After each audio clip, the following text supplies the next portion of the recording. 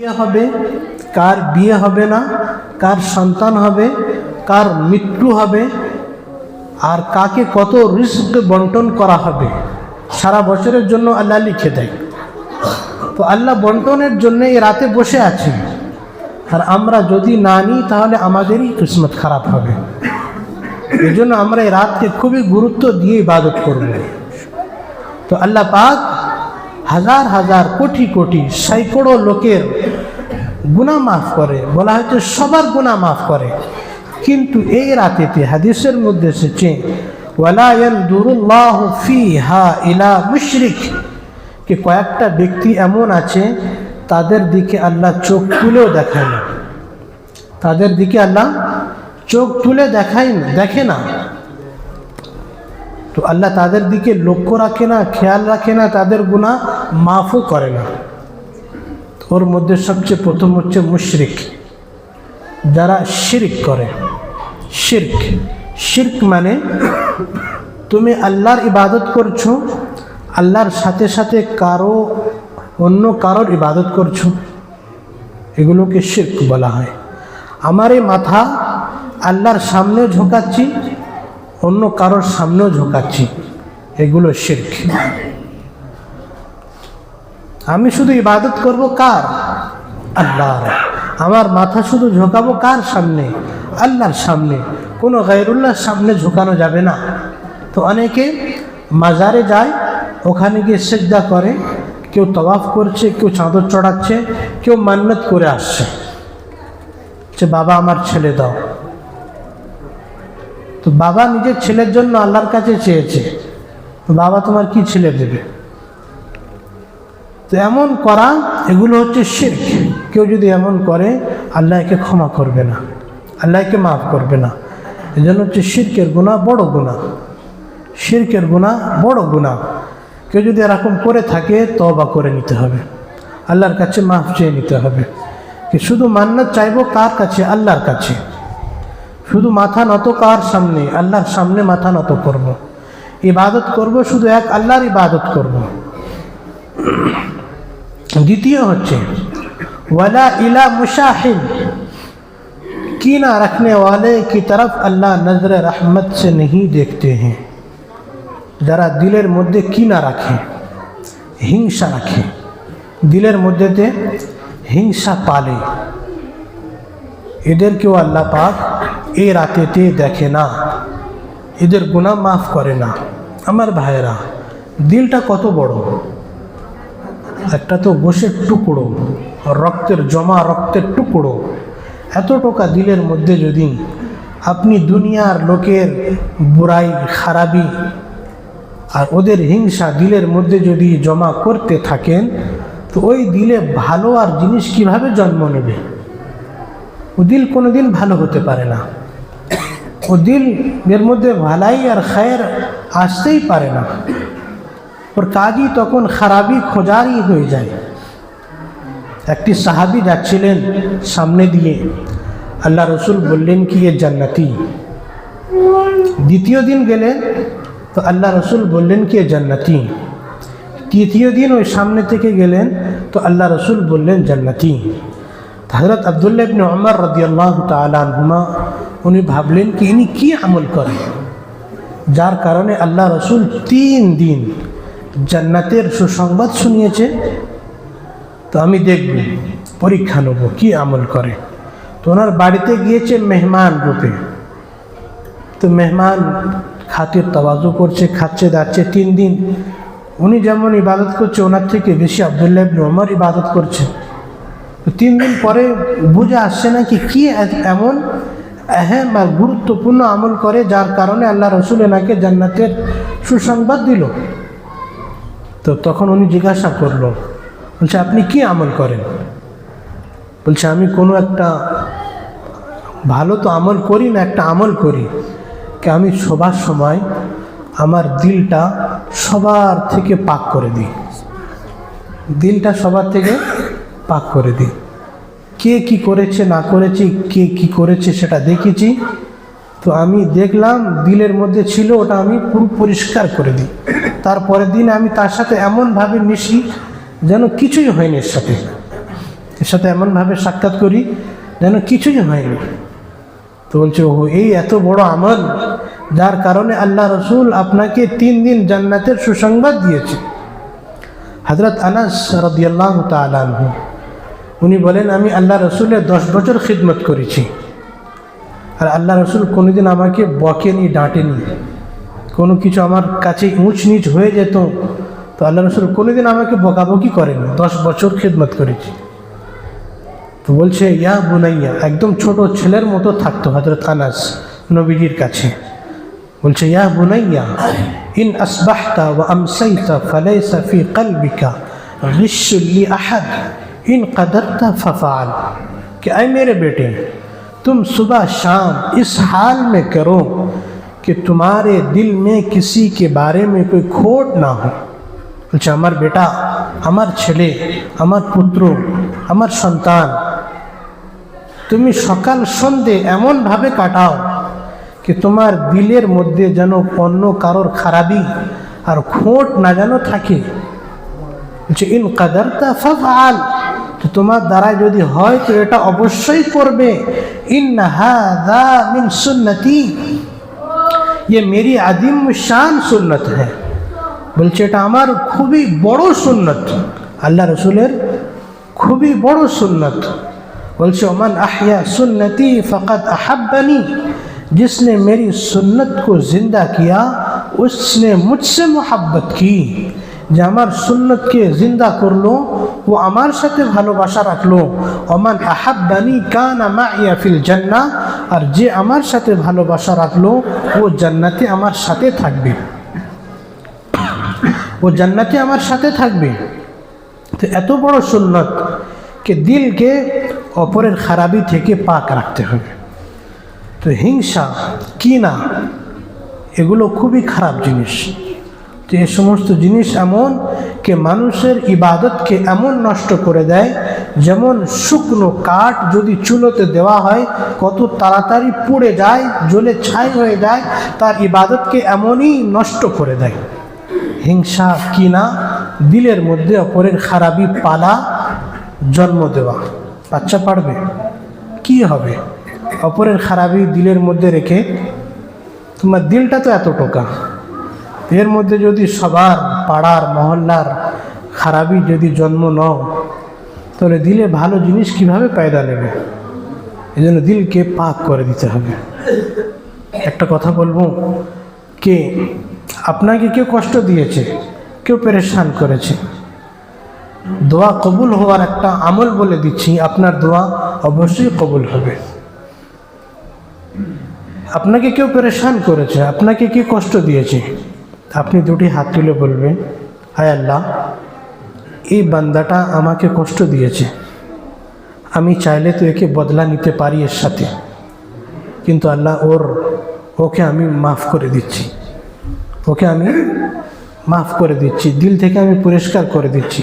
হায় আল্লাহ, আমিও তোমাকে কষ্ট দিয়েছি, তোমাকে পেরেশান করেছি, আমিও তোমার অমান্য করেছি, আল্লাহ তুমি আমাকে মাফ করে দাও।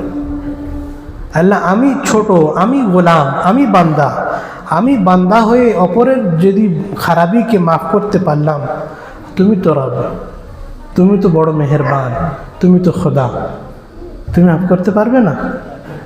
আল্লাহ মাফ করে দাও। তো এই কথাটা বলার কারণে আল্লাহ তার গুনাহ মাফ করে দেবে।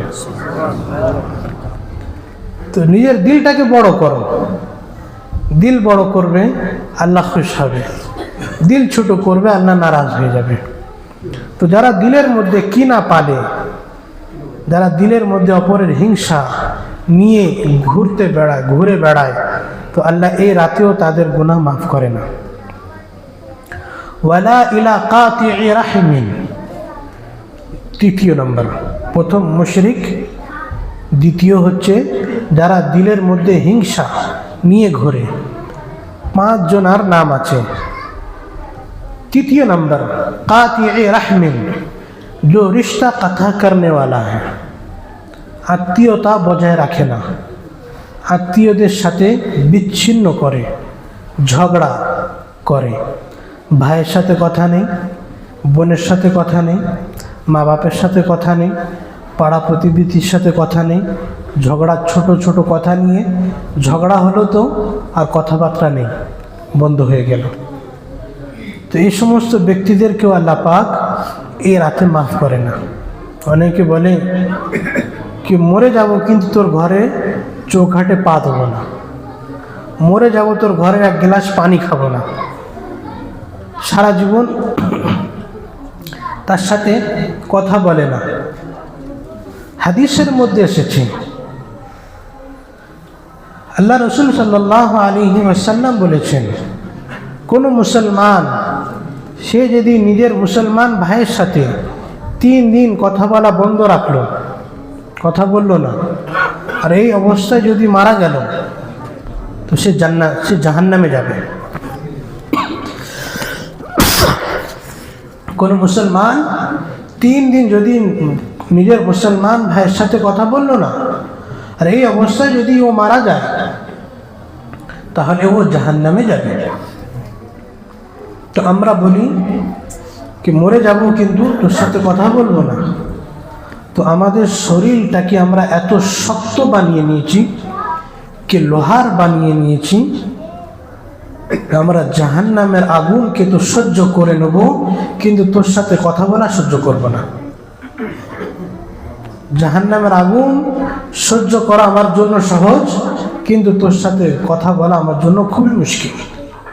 এটা ওরা বলতে চাইছে যে আমি জাহান্নামে যাই কিন্তু তোর সাথে কথা বলবো না।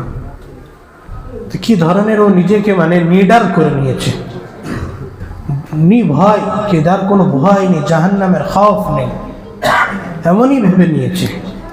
হাদিসের মধ্যে এসেছে कि सोमवार और बृहस्पतिवार अल्लाह पाकेर काछे এই উম্মতের আমলকে পেশ করা হয় আর নবীজিকে দেখানো হয় कि আপনার উম্মতের এই আমল প্রত্যেক সোমবার আর বৃহস্পতিবার না আমরা যা কিছু করেছি, যেমন সারা সপ্তাহ কাজ করলে পেমেন্টের দিন হয়, তো তেমনই সোমবার আর বৃহস্পতিবার আল্লাহর কাছে, আল্লাহ রসুলের কাছে এই উম্মতের আমল পেশ করা হয়।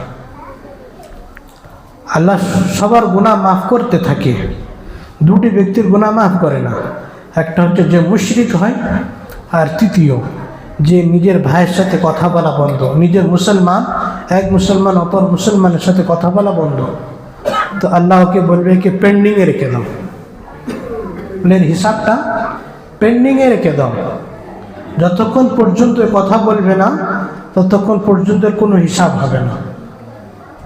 পুলসেরাতে যখন পার হবে তো পুলসেরাতকে স্টপ করে দেওয়া, স্টপ, রুকে যাও, তোমার যাওয়ার অনুমতি নেই, যতক্ষণ পর্যন্ত একে অপরের সাথে মুসালাহাত ছোলা সাফাই না হবে ততক্ষণ পর্যন্ত ওকে যেতেই দেবে না। কত বড় জিনিস বলছে। রাহিম, রাহিম এর শব্দ আরবি শব্দ রহমান থেকে বার হয়েছে। আল্লাহ নাম, একটা নাম হচ্ছে রহমান, আর রাহিম রহমান শব্দের থেকে বার হয়েছে। আর রাহিমের মানে হচ্ছে রিশতেদারি, আত্মীয়তা, এর মানে হচ্ছে আত্মীয়তা। তো যখন আত্মীয়তা আল্লাহ সৃষ্টি করেছে তখন এই আল্লাহর আরশের নিচে সিজদায় পড়ে আল্লাহর কাছে বলছে, আয় আল্লাহ, মান ওয়াসালানি ওয়াসালাহুল্লাহ, मन क़तअनी क़तअहुल्लाह, अल्लाह जो मुझसे मिले तू भी उससे मिल, जो मुझसे तोड़े तू भी उससे अपना रिश्ता तोड़ ले। আল্লাহর কাছে কি প্রার্থনা করছে? আত্মীয়তা এর শব্দ বলছে, আল্লাহ যে আমার সাথে রিশতা বজায় রাখলো, আত্মীয়তা বজায় রাখলো, তুমি ওনার সাথে তোমার রিশতা বজায় রাখো, আর যে আমার সাথে রিশতা কেটে নিল, বিচ্ছিন্ন করলো, তুমি ওনার সাথে তোমার রিশতাকে বিচ্ছিন্ন করে দাও। আল্লাহর আরশের নিচে ঝুলতে থাকে আর বলতে থাকে। আর হাদিসের মধ্যে এসেছে আল্লাহ ওদের প্রার্থনাকে, ওদের দোয়াকে কবুল করে নিয়েছে। যারা আত্মীয়তা বজায় রাখে না, ঝগড়া করে, কথাবার্তা বলে না, তো তার সাথে আল্লাহর কোনো সম্পর্ক থাকে না, তার সাথে আল্লাহর কোনো সম্পর্ক থাকে না। আর মেশকাত শরীফটা তিরমিজি শরীফের হাদিসের মধ্যে এসেছে। যখন আমি তিরমিজি শরীফ পড়াতাম তো তিরমিজি শরীফ হাদিসের মধ্যে এসেছে कि আল্লাহ পাক আত্মীয়তা বজায় রাখার কারণে 3টি নিয়ামত দেয়, 3টি নিয়ামত ওকে দেয়, 3টি পুরস্কার দেয়। সবচেয়ে প্রথম হচ্ছে अल्लाह उसकी उम्र को दराज कर देता है, আল্লাহ ওর বয়সকে বাড়িয়ে দেয়। ও 50 বছরের ছিল 60-70 বছরের করে দেয়। তো এখানে একটা আমাদের প্রশ্ন কি, যে তাকদীর লেখা হয়ে গিয়েছে, 50 বছর ছিল, ফের বাড়াবে কি করে? যখন লেখা হয়ে গেল তো বাড়াবে কি করে? তো এটাও তাকদীরের মধ্যে আছে, তুমি কাজটা করবে, তোমার বদলে ফলটা দেওয়া হবে। কিছু কিছু জিনিস আল্লাহ কোনো কোনো কাজের সাথে লাগিয়ে রাখে, এই কাজটা করবে তোমার এই পুরস্কার দেওয়া হবে। তো যে আত্মীয়তা বজায় রাখে, যে মা বাপের সাথে, ভাই বোনদের সাথে, পাড়া প্রতিবেশীর সাথে ভালো ব্যবহার করে, সৎ সুলুক রাখে, ওর বয়স আল্লাহ বাড়িয়ে দেয়। দ্বিতীয় মতলব হচ্ছে ওর বয়স যতটা আছে ততটাই থাকে, কিন্তু ও মরে যায়, কিন্তু লোকের মুখেতে ওর নাম এমন থাকে যেন কালকেরও মরেছে। মরে গিয়েছে 100 বছর, 100 বছর হয়ে গিয়েছে, কিন্তু লোক সবসময়ের কথা মনে করে কি আমাদের আত্মীয়র মধ্যে, ফ্যামিলির মধ্যে, আমাদের পাড়ার মধ্যে এমন একটা লোক ছিল, খুব ভালো ছিল। আপনি তো মরে গেছেন, কিন্তু আপনার নাম সবার জবানে জিন্দা হয়ে আছে। তো 1 নম্বর ওর বয়সকে আল্লাহ বাড়িয়ে দেয়। 2 নম্বর ওর রোজির মধ্যে আল্লাহ বরকত দিয়ে দেয়। যে রোজি যদি বাড়াতে চাও, নিজের রিস্কের মধ্যে বরকত চাও, তো আত্মীয়তা বজায় রাখো, ওদের সাথে ভালো ব্যবহার করো। 3 নম্বর मौत के वक्त कलीमा नसीब होती है, कि মরণের সময় कलीमा शहीद और मरण হয়। তোর কি চাই? जिंदगी भी सुहानी, मौत भी सुहानी, फिर उसके रिस्क में भी उसात। বলছে জীবনও খুবই ভালোভাবে গেল, মরণও কালিমার সাথে গেল, আর ও রোজির মধ্যে আল্লাহ বরকত দিয়ে দিল, তোর ওকে আর কি চাই? তো এই জন্য আমার ভাইয়েরা, কে আত্মীয়তা বজায় রাখা দরকার। কারোর সাথে যদি কোনো কষ্ট হয়ে যায় তো মাফ করে দেবো, দিলকে পাক করে দেবো, সাফ করে দেবো। আল্লাহ রসুল বলেছেন, তোমার যদি কারোর ক্ষমা করতে, যদি তোমার সম্মানে ব্যথা লাগে, তোমার সম্মান যদি কমে যায়, তো হাউজে কৌসারে আমার কাছে চলে আসবে, আমি আমার সম্মান থেকে তোমাকে সম্মানিত করব। আল্লাহ রসুল কি বলছেন? তুমি যদি কাউকে ক্ষমা করলে তোমার সম্মানে যদি কিছু কমি এসে যায়, তো হাউজে কৌসারে তুমি এসে যাবে, আমার কাছে আসবে আর বলবে আমি আমার সম্মান থেকে তোমাকে সম্মানিত করব। কত বড় জিনিস আল্লাহ রসুল ঘোষণা করেছে। তো আমার ভাইরা, এই দুনিয়ার মধ্যে সমস্ত ছোটোখাটো জিনিস হতে থাকে, কিন্তু দরগুজার করে চলতে হবে, একে অপরের মাফ করে চলতে হবে। কত নম্বর হলো? 3 নম্বর। 1 নম্বর হচ্ছে মুশরিক, 2 নম্বর হচ্ছে যারা দিলের মধ্যে হিংসা পালে, 3 নম্বর হচ্ছে যারা রিশতা, আত্মীয়তা বজায় রাখে না। 4 নম্বর হচ্ছে ওয়ালা ইলা मुस्बिलिन, जो टखनों के नीचे पैजामा लुंगी लटका के फिरते हैं। যারা টাকনোর নিচে, গোড়ঘাটের নিচে পায়জামা বা লুঙ্গি নিয়ে এমন চলছে যেন রাস্তা ঝাড়ু দিয়ে যাচ্ছে, লুঙ্গি বা পায়জামা এমন চলছে রাস্তা ঝাড়ু দিয়ে যাচ্ছে। বলছে এ সমস্ত চাল চলন মুতাকাব্বিরানা, তাকাব্বুর, যারা অহংকারে চলে তাদের চাল চলন। আর আল্লাহর অহংকার পছন্দ নয়, আল্লাহর অহংকার পছন্দ নয়। এখন এমন হয়ে যাচ্ছে কি মেয়েদের লেবাস শর্ট হয়ে যাচ্ছে, ছেলেদের লেবাস নিচে ঝুলে যাচ্ছে, উল্টো হয়ে যাচ্ছে। মেয়েদের ঝোলানো দরকার ছিল, মেয়েরা আরও পড়তে পড়তে এমনকি হাফ প্যান্ট পরেও ঘুরে বেড়াচ্ছে, বাপের সাথেও ঘুরে বেড়াচ্ছে, কোনো লজ্জা শরম নেই। আর ছেলেরা এমন হয়ে যাচ্ছে কি ঝাড়ু দিয়ে রাস্তা ঝাড়ু দিতে যাচ্ছে। তো এগুলো খুবই মারাত্মক জিনিস। আল্লাহ রসুল সাল্লাল্লাহু আলাইহি সাল্লাম মানা করেছেন कि मा असफल मिनल काबैन मिनल इज़ार फिर नार, टखनों का जो हिस्सा पैजामा वगैरह से लटक जाए कि वो हिस्सा जहन्नम में होगा, जो अंशटा जहन्नामे জ্বলবে। তো অংশটা জাহান্নামে জ্বলবে, উদ্দেশ্য তো তুমিও জাহান্নামে জ্বলবে। তো যেগুলো আমাদেরকে মানা করা হয়েছে সে সমস্ত জিনিস থেকে আমাদের বেঁচে থাকতে হবে। 4 নম্বর হলো, 4 তো 5 হবে, ওয়ালা ইলা মুদমিন খামরিন, শরাব কে আদি, যারা শরাব পান করে। যারা নেশা করে। নেশা কাকে বলে? কিছু কিছু জিনিস এমন আছে কি বিড়ির নেশা হয়ে যাচ্ছে, সিগারেটের নেশা হয়ে যাচ্ছে, কেউ পাত্তা খাচ্ছে, কি আছে কি মানে বিভিন্ন ধরনের গাঁজা তাড়ি জুয়া যা আছে সব খেয়ে নিচ্ছে। ওর সাথে একটু গু মুতও খেয়ে নিলে হয়ে যায় কি ও খাওয়া আর গু খাওয়া মুত খাওয়া সব সমান। কুকুরের গু মুত খাওয়া আর ওই মদ খাওয়া সমান। ও হারাম এও হারাম, ও নাপাক এও নাপাক। তো যারা এমনই অভ্যসিত হয়ে গিয়েছে তাদেরকে তওবা করতে হবে, তাদেরকে আল্লাহর কাছে মাফি চেয়ে নিতে হবে।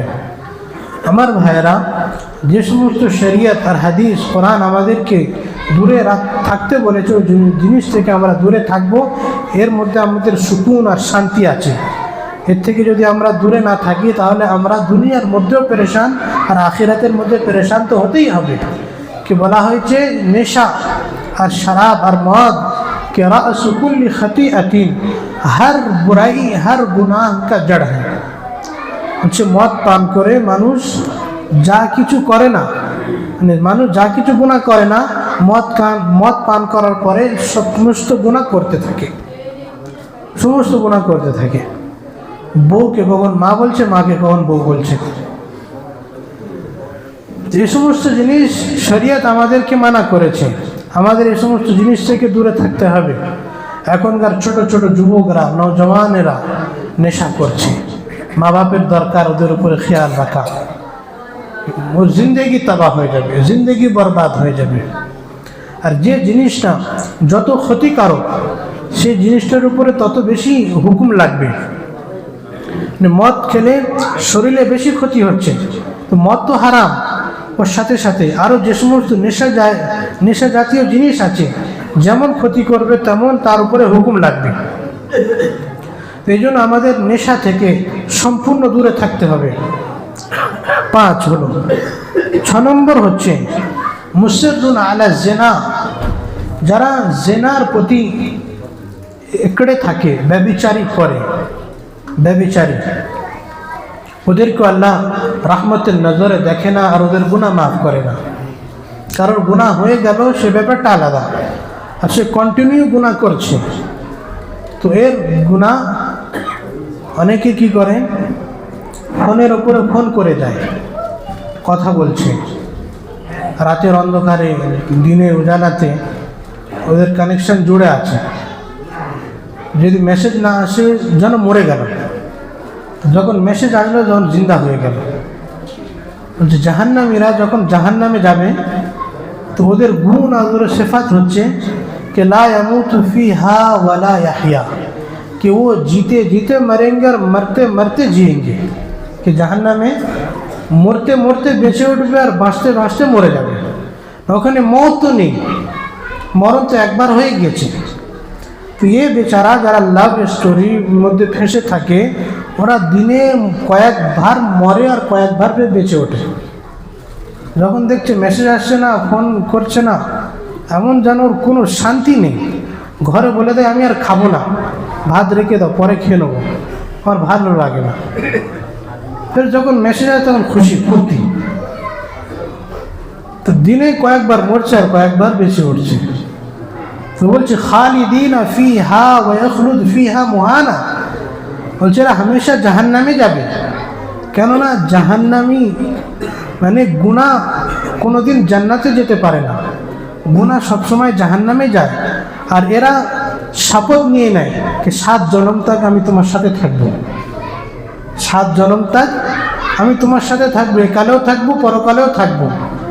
তো একালে তো দুনিয়া জাহান্নাম হয়ে আছে, এর পরকালও জাহান্নাম হয়ে যাবে, জাহান্নাম তো পরকালেই আছে। তো এই জন্যে কারোর যদি আপনার পছন্দ লাগে আপনি বলে দেবেন এর সাথে আমি বিয়ে করতে চাই, কিসা খতম, বিয়ে করে নাও, পছন্দ হচ্ছে বিয়ে করে নাও। পছন্দ হওয়া কোনো খারাপ জিনিস নয়, কাউকে পছন্দ লাগা কোনো খারাপ জিনিস নয়। পরিষ্কার বলে দাও আমি তোমাকে ভালোবাসি, তোমাকে বিয়ে করতে চাই। মা বাপকে বলো, ওর মা বাপকে বলো, যদি না মানে বিয়ে করে নাও, কিন্তু গুনার কাজ করো না। অনেকে বলে আমি তো শুধু টাইম পাস করছি, আমি তো শুধু টাইম পাস করছি। বলছে টকিং থেকে মিটিংয়ে আসে, আই এম টকিং, আমি শুধু কথা বলছি। তো কথা বলতে বলতে ফের মিটিংয়ে আসবে, অমুক জায়গায় আয়, আমিও আসি সাক্ষাতে। হযরত মুসা আলাইহিস সালাম আল্লাহর সাথে কথা বলতেন, আল্লাহর দিদার হতো নি, আল্লাহকে দেখা পেতেন না, শুধু কথা বলতেন, শুধু টকিং হতো। তো দিলের মধ্যে খেয়াল জাগলো, আল্লাহ আমি তোমাকে দেখতে চাই। তো জিনিস এমন যে কথা বললে এমন ভালোবাসে যে কথা থেকে ফের মিটিং এসে যায়, টকিং থেকে ফের মিটিং এসে যায়। এই জন্য এমন জিনিস যে টকিং কেন করবো আর মিটিং কেন হবে, ফের ধরে বেঁধে ফের বিয়ে দেবে কেন? একবার পরিষ্কার বলে নেবে বিয়ে করা এটা হচ্ছে সুন্নত তরিকা আর হালাল তরিকা। হালাল তরিকায় করো, না জায়েজে যেও না। আমার বন্ধুগণ ভাইয়েরা, जैसी करनी वैसी भरनी, তুমি যেমন জিন্দগি কাটাবে তোমার আনে ওয়ালে ও তেমনই হবে। তুমি যদি ব্যভিচারী করতে ফেরো, তুমি যদি গুনার কাজ করতে ফেরো, আর তুমি ভাবো কি আমার যে বউ হবে যেন আল্লাহর ওলি হয়, সে কিভাবে হবে? সেও তো তেমনই হবে। একটা ঘটনা বলি, কিতাবের মধ্যে লেখা আছে কি একটা লোক মানে চুড়ি বিক্রি করে, চুড়ি পাড়ায় পাড়ায় চুড়ি বিক্রি করে। তো কিছু কিছু মেয়েদের চুড়ি পরাতে হয়। তো সে লোকটা একটা মেয়ের চুড়ি যখন পরাচ্ছিল, যখন হাত ধরেছে, দিলের মধ্যে একটা খাইশ জেগেছে তার। তারপরে বাড়িতে যখন ফিরে এসেছে, তখন তার স্ত্রী বসে বসে কাঁদছে। বলছি কি হলো, কাঁদছো কেন? ওর কোনো ছেলেপুলে ছিল না, ওর একটা ছেলে ছিল, অপরের ছেলে মানুষ করছে ছোটবেলা থেকে, নিজস্ব ছেলে না, অপরের ছেলে ছোটবেলা থেকে মানুষ করছে। কিন্তু ওই ছেলেটা জানে এই আমার বাপ মা, এই আমার বাপ মা। তো ছেলেটা বেশ একটু যুবক মতো হয়েছে। তো মেয়েটা কাঁদছে কি জন্যে? বলে আজকের এই আমাদের ছেলে আমার এমনভাবে হাত ধরলো যেমন স্বামী স্ত্রী হাত ধরে। তো যাকে আমরা ছেলে বলে পুষলাম, সে আজকের আমার সাথে এমন ব্যবহার করলো। তখন ওই লোকটা বলছে ভুল ওর না, ভুল আমার। আমি ওখানে এমন করে এসেছি, আল্লাহর প্রভাব আমার ঘরের মধ্যে ফেলে দিয়েছে। বলা হচ্ছে জেনা এক কর্জ হ্যাঁ, জেনা একটা কর্জ, কর্জ মানে দেনা, ঋণ। আমি আপনার কাছে 1000 টাকা নিয়েছি, তো ওটা আদায় করতে হবে। তো আপনি অপর মেয়ের সাথে যদি খারাপ কাজ করেন, তো আপনার বাড়িতে আপনার মেয়েও আছে, আপনার বউ আছে, বা আপনার মা আছে, বা আপনার বোন আছে, কারোর সাথে কেউ না কেউ লিপ্ত থাকবে। এটা ভেবে রেখে দেন। আপনি অপরকে দেখছেন আর নিজেকে মজা নিচ্ছেন, বা কত সুন্দর দেখতে, তো অপরও তৈরি হয়ে যাবে আপনার স্ত্রীকে বা আপনার বউকে বা আপনার মেয়েকে দেখার জন্য। এই জন্য নিজের নজরকে হিফাজত করতে হবে। বলছে নজর সাহমুম মিন সিহামি ইবলিস, কে নজর ইবলিস কে তীरों में से तीर है। ইবলিস শয়তানের তীরের মধ্যে একটা তীর। নজরের হিফাজত হবে, তখন তার ব্যভিচারী থেকেই সে বাঁচতে পারবে। হযরত আম্মিজান আয়েশা রাদিয়াল্লাহু তাআলা আনহার প্রতি তহমত লেগেছিল। বড় ঘটনা, আমি ঘটনা বলতে চাইছি না। নবীজির স্ত্রীর প্রতি যুদ্ধ থেকে ফিরে আসছে, উনি হারিয়ে গিয়েছিল। হযরত সাফওয়ান নিয়ে আসছিল। তো আব্দুল্লাহ ইবনে উবাই মুনাফিকের সর্দার ফজরের সময়, এখন সবে অন্ধকার বাকি আছে, বলছে দেখো দেখো মুহাম্মাদের স্ত্রী কার সাথে আসছে। মানে যুদ্ধের সময় পালকি ছিল, পালকিটা উটের উপরে বসিয়ে দিয়ে নিয়ে চলে এসেছে। সাহাবারা ভাবলেন কি হযরত আয়েশা এই পালকির মধ্যে আছে, নিয়ে চলে এসেছে। উনি 2 নম্বর সারতে গিয়েছিল, আর এসে দেখে না ওখানে আর কেউ নেই, যুদ্ধের ময়দানে কেউ নেই, সবাই চলে গিয়েছে। আর উনি খুবই রোগা পাতলা ছিলেন, ভাবলে এর মধ্যে আছে, তো এই ভেবে চলে গিয়েছে। তারপরে সে দেখেছে কেউ নেই। আর একটা সাহাবা ফিরে আসছিল, দেখতে পেয়ে উনি সাথে করে ওনার উটটা ছিল, উটের পিঠে বসিয়ে দিয়ে উনি উটের দড়িটা ধরে আগে আগে যাচ্ছে। যখন মদিনাতে এন্ট্রি করছে, তখন ফজরের সময়। তো আব্দুল্লাহ ইবনে উবাই মুনাফিকের সর্দার, ও প্রপাগান্ডা ছড়িয়ে দিল পুরো মহল্লার মধ্যে, পাড়ার মধ্যে, দেখো মুহাম্মাদের স্ত্রী আজকের কার সাথে রাত কাটিয়ে আসে, নাউজুবিল্লাহ। তো খুবই বড় ঘটনা। তো এর মধ্যে আল্লাহ রসুল সাল্লাল্লাহু আলাইহি সাল্লাম খুবই কষ্ট পেয়েছেন। 1 মাস কথা বলেনি, আর 1 মাস আম্মাজান আয়েশা বিছানায় খুবই কেঁদেছে আল্লাহর কাছে। 1 মাস পরে কোরআনে কারীমের আয়াত অবতীর্ণ হচ্ছে, 10টি আয়াত অবতীর্ণ হয়েছে। হযরত মারিয়াম আলাইহিস সালামের উপরে তহমত লেগেছিল, হযরত ঈসা বিনা বাপের তৈরি। তো মারিয়ামকে তেমনই বলেছিল কি মারিয়াম আন্না লাকি হাদা, মানে মারিয়াম এ কোথা থেকে তুমি সন্তান তুলে নিয়ে আসলে, তোমার মা বাপ তো এরকম ছিল না। তো ওনার সাক্ষী কে দিল? কোলে যে হযরত ঈসা ছিল নবী, উনি ওনার মুখ থেকে বললেন, ছোট ছোট কোলে আছে, আল্লাহ জবান খুলে দিলেন, উনি বললেন কি ইন্নী আব্দুল্লাহ आतानियल किताब, कि मैं अल्लाह का बंदा हूँ, अल्लाह ने मुझे किताब दी है, और वह जालानी नबीयन मुबारका, और मुझे अल्लाह ने नबी बनाया है। तो এই সমস্ত কথা যখন বলল, ওনার সাক্ষী কে দিল? ওনার ছেলে দিল। হযরত ইউসুফ আলাইহিস সালামের প্রতি তহমত লেগেছিল। হযরত ইউসুফ যখন রুমের মধ্যে ছিলেন, জুলাইখা হযরত ইউসুফের মোহাব্বতে ফেরেফতা হয়ে গিয়েছিল, 7টা দরওয়াজা বন্ধ হয়ে গিয়েছিল। তখন হযরত ইউসুফ যখন পালিয়ে যাচ্ছিল, দরওয়াজা অটোমেটিক খুলে যাচ্ছিল। আর যখন সামনে লাস্ট দরওয়াজা বার হলো, তো সামনে জুলাইখার স্বামী ছিল, আজিজে মিসর ছিল, আর জুলাইখা পিছনে ছিল, ইউসুফ নবী মাঝখানে ছিল। পিছনে জামাটা এমন টেনেছে, জামা ছিঁড়ে গিয়েছে। তো তখন জুলাইখা বলছে, দেখো তোমার স্ত্রীর সাথে আমার মানে খারাপ ব্যবহার করতে চাইছে। তো বলা হয় জিসকি লাঠি উসকি ভ্যাঁস, कि যার লাঠি ওরই মোষ। তো রাজত্ব ওর ওনাদেরই, দোষ কার চাপাবে? ইউসুফ নবীর প্রতি দোষ চাপিয়ে দিল। যদি বুঝতেও পেরেছে দোষীকে, কিন্তু যদি দোষী ধরা হয় তখন একটা অপমান, বদনাম। তারপরে শাহিদা শাহিদুম মিন আহলি, তো ওদের খানদানের বংশের মধ্যে একটা ছোট শিশু সাক্ষী দিয়েছে। কি সাক্ষী দিয়েছে? দেখো, জামা যদি সামনে থেকে ছেঁড়া থাকে তখন দোষী হবে ইউসুফ, আর জামা যদি পিছন থেকে ছেঁড়া থাকে তো দোষী হবে জুলাইখা। কেননা যে পালাবে, সে পালাবার চেষ্টা করবে তো পিছনে ছেঁড়া থাকবে, সামনে পালাচ্ছে, পিছন থেকে টানার চেষ্টা করেছে। আর সামনে যদি নিয়ে আসার চেষ্টা করে তো সামনে থেকে জামা ছাড়া থাকলে তো এই মানে নিজের আকর্ষণ করার চেষ্টা করছে। তো এখানে বলার উদ্দেশ্য হচ্ছে মারিয়ামের প্রতি তহমত লেগেছিল, ঈসা আলাইহিস সালাম সাক্ষী দিয়েছে। ইউসুফ নবীর প্রতি তহমত লেগেছিল, ওই খানদানের মধ্যে একজন সাক্ষী দিয়েছে। আর এখানে হযরত আয়েশা রাদিয়াল্লাহু তাআলা আনহার প্রতি তহমত লেগেছে। স্বয়ং আল্লাহ রব্বুল ইজ্জত সাক্ষী হিসাবে কোরআনে কারীমের 10টি আয়াত অবতীর্ণ করে দিয়েছে কি আমি সাক্ষী দিচ্ছি কি আয়েশা বদকার নয়, আয়েশা পাক দামান মেয়ে, পবিত্র মেয়ে। আল্লাহ সাক্ষী দিচ্ছে। তারপরে আল্লাহ কি বলছে শুনুন, সূরা নূর 18 পারার মধ্যে, আত-তাইয়্যিবাতু লিত-তাইয়্যিবিন আল-খাবিসাতু লিল-খাবিসিন, पाकीज़ा मर्दों के लिए पाकीज़ा औरतें हैं और गंदी औरतों के लिए गंदे मर्द हैं।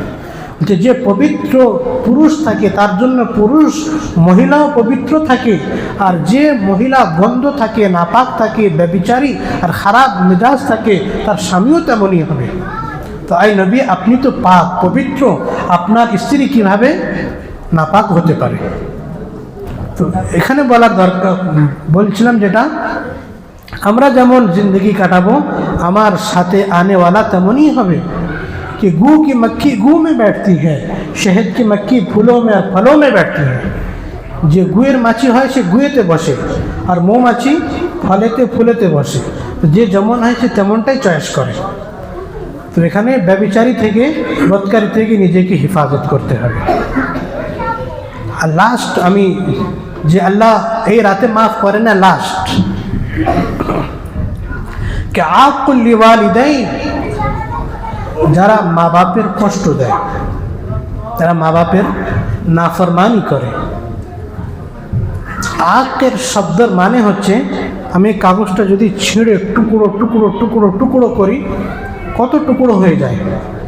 যে যারা মা বাপের দিলটাকে ওরকম টুকরো করে দেয়, তাদের ও এই রাতে আল্লাহ মাফ করে না। আমার জওয়ান ভাইয়েরা, মা বাপ খুব বড় নিয়ামত। যখন দুনিয়া থেকে চলে যাবে তখন বুঝতে পারবেন কি কত বড় নিয়ামত ছিল। জিন্দগিতে আছে, দুনিয়ার মধ্যে আছে, বুঝতে পারি না। দুনিয়া থেকে চলে গেলে বুঝতে পারবেন কি কত বড় নিয়ামত। বলা হয়েছে হাদিসের মধ্যে কি কোনো জিনিসের সাজা সঙ্গে সঙ্গে আল্লাহ দেয় না। আপনি নামাজ পড়বেন না, সঙ্গে সঙ্গে সাজা পাওয়া জরুরি নয়, পরে দিতে পারে, সঙ্গে সঙ্গে দিতে পারে। আবার রোজা রাখবেন না, সঙ্গে সঙ্গে সাজা পাওয়া জরুরি নয়। কিন্তু দুটি গুনাহ এমন আছে আল্লাহ সঙ্গে সঙ্গে তার সাজা দেখিয়ে দেয়। একটা হচ্ছে অত্যাচার,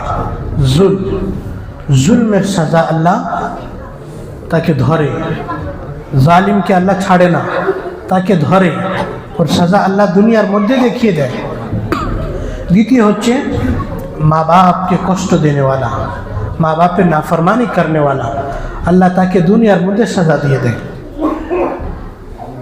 পাকিস্তানে একটা আমাদের যে শেখ ছিল হযরত মাওলানা পীর জুলফিকার আহমদ নকশবন্দি, ওনার হাতে আমি বায়াত ছিলাম। উনি কিছুদিন আগে ইন্তেকাল করেছে। খুব বড় আল্লাহর ওলি আর নেক ছিলেন। উনি বলতেন কি একটা মেয়ে ছিল, ওই মেয়েটা যখন কথা বলে কুকুরের আওয়াজ বার হতো, ঘেউ ঘেউ করার আওয়াজ বার হতো। তো ডাক্তার দেখালো, চিকিৎসা করালো, কিন্তু কিছুই ও চিকিৎসা সাকসেস হয় না, ওর আওয়াজ ওরকমই বার হয়। তো এক ডাক্তারের কাছে গেল, যাওয়ার পরে ও ডাক্তার বলছে তোমার মা বাপ বেঁচে আছে? বলছে হ্যাঁ। তো ওদের কি তুমি কষ্ট দিয়েছিলে? বলছে আমি একদিন মানে আমার একটা ছেলের সাথে লাইন ছিল আর আমার মা আমাকে বোঝাতো, মানা করতো। তো আমি আমার মাকে বলতাম ভোক মত, আমি আমার মাকে বলতাম ভোক মত, মানে কুকুরের মতো চেল্লাছে। বলছে এ তো আল্লাহর তরফ থেকে সাজা এসে গিয়েছে, দুনিয়ার কোনো ডাক্তার ঠিক করতে পারবে না।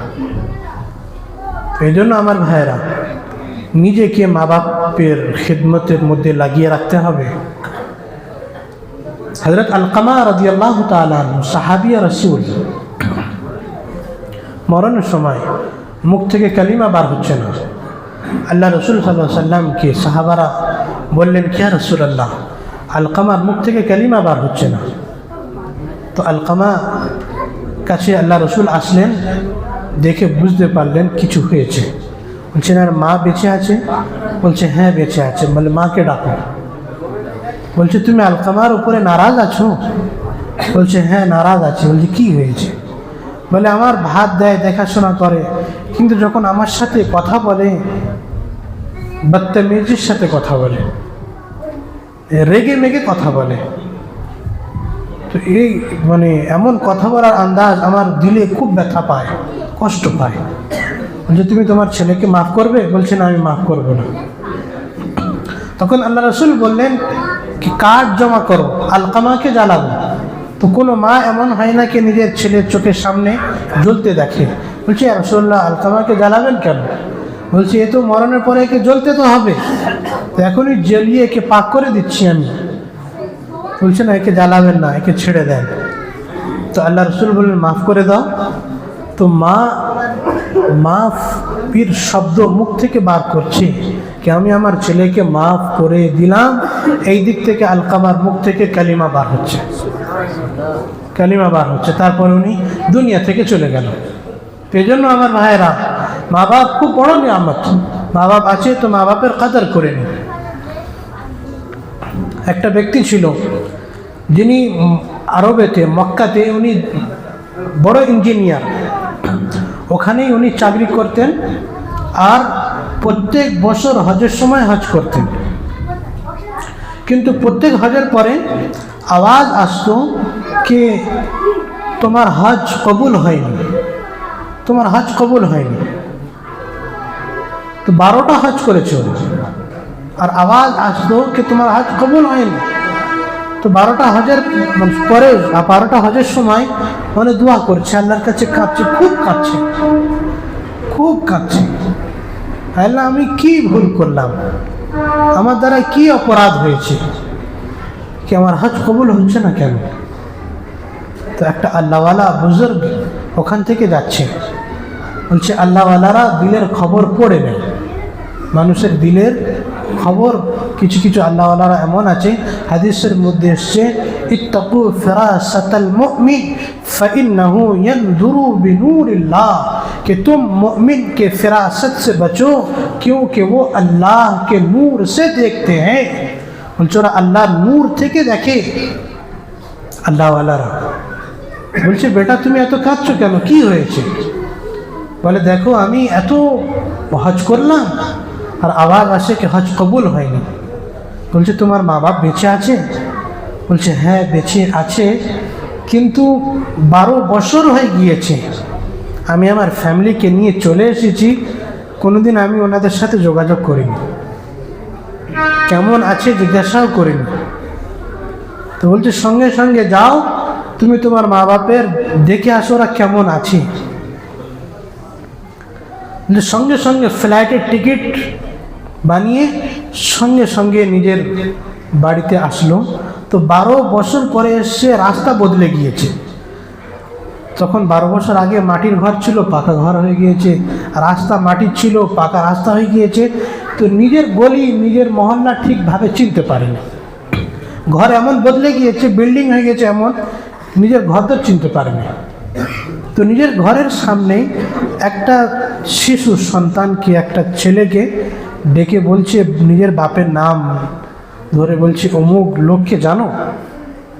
বলছে হ্যাঁ জানি, কিন্তু বুড়ো মানুষটা তো কিছুদিন হয়েছে এ দুনিয়া থেকে চলে গিয়েছে, উনি তো নেই, আপনি ওনার কথা জিজ্ঞাসা করছেন কেন? তারপর ছেলেটাই বলছে আমরা শুনেছি ওর একটা হতভাগা ছেলে আছে যে মা বাপের কোনো দিন খেয়াল করে না। তো ওর দিল তো একে ভেঙেছিল, ওই ছেলেটার কথা শুনে ওর আরও দিল ভেঙে আছে। ও ভাবছে আমি বাড়িতে গেলে আমার মা কি বলবে, হয়তো তাড়িয়ে দেবে বা চলে যা, এতদিন পরে কেন এসেছিস, তোর বাপও চলে গেছে আমিও চলে যাব। তো দিলের মধ্যে বিভিন্ন ধরনের খেয়াল নিয়ে ঘরের ভিতরে এন্ট্রি করলো, প্রবেশ করলো। দেখছো মা চোখে অন্ধ, একটা তক্সমসের উপরে উঠুনিতে শুয়ে আছে, মুখ থেকে কিছু বলছে।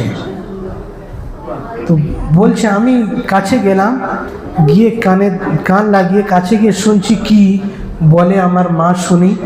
তো মা দোয়া করছে আল্লাহ আমার ছেলেকে আমার কাছে ফিরিয়ে দাও, এতদিন হয়ে গেল আমার স্বামীও চলে গেল আর আমার কবরেতে লাগাবার মতো একটা আমারই ছেলে ও নেই, ওকে আমার কাছে ফিরিয়ে দাও। তখনও বলছে মা আমি এসে গিয়েছি।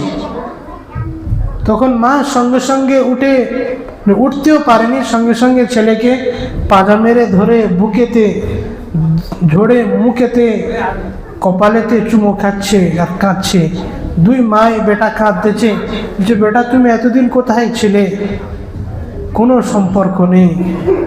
তো খুবই কান্নাকাটি হলো। কান্নাকাটি করার পরে কিছুদিন পরে ওর মাও দুনিয়া থেকে চলে গেল। মাকে মানে সমস্ত কাজ সেরে কবর দিয়ে জানাজা পড়ানোর পরে সমস্ত কাজ সেরে আসার পরে ফের ওর যে চাকরি ছিল ওখানে চাকরিতে জয়েন্ট দিল। তারপরে হজের সময় হজ করছে, আওয়াজ আসছে যে তোমার এই হজটাও কবুল হয়েছে, এর আগে তুমি যত হজ করেছো ওই সমস্ত হজও কবুল হয়েছে। তো হাদিসের মধ্যে এসেছে তোমরা যদি তোমার মা বাপকে মোহাব্বতের নজরে দেখবে, এক মকবুল হজ আর উমরা করার সওয়াব পাবে। মা বাপের মোহাব্বতের নজরে দেখলে হজ উমরা করার সওয়াব পাবে। হযরত উওয়াইস করনী কে দুনিয়ার মধ্যে সবচেয়ে মাকাম নবীদের পরে সাহাবাদের আগে কেউ হতে পারে না।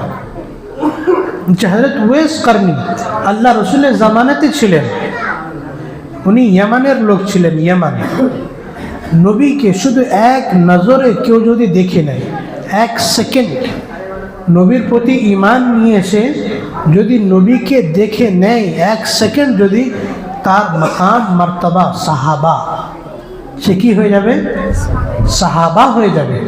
নবীকে শুধু ঈমান নিয়ে এসে এক নজরে দেখে, আর ঈমানের প্রতি যদি ও দুনিয়া থেকে যায় তো তার মাকাম সাহাবা, দুনিয়ার যত গস পীর কুতুব আবদাল সবাইকে যদি জমা করে নেওয়া হয়, সাহাবার এক চুলের সমান পরিমাণও সে তার মর্তবা হতে পারে না।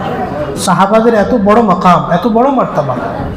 তো ওয়েস কারনি নবীর জামানাই ছিল, কিন্তু নবীকে দিদার করতে পারেনি উনি। নবীর প্রতি ঈমান তো নিয়ে এসেছে, কিন্তু নবীর সাথে সাক্ষাৎ হয়নি। এই জন্যে সাক্ষাৎ হয়নি কি আমার মার খিদমত করবে কে? আমি ইয়ামান থেকে যদি নবীকে দেখতে যাই তো আমার মার খিদমত করবে কে? তো এই জন্যে উনি সাক্ষাৎ করতে পারল না।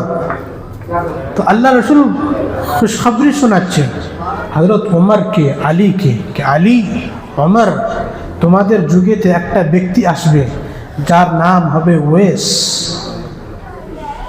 যখন ওর সাথে সাক্ষাৎ হবে ওর কাছে দোয়ার জন্য হাত তুলতে বলবে, কেননা ও যখন হাত তোলে আল্লাহর হাত নিচে লাগাবার আগে আগে ওর দোয়া কবুল করে নেয়। মাকাম মর্তবা কিসের জন্যে? মা বাপের খিদমতের জন্য। আর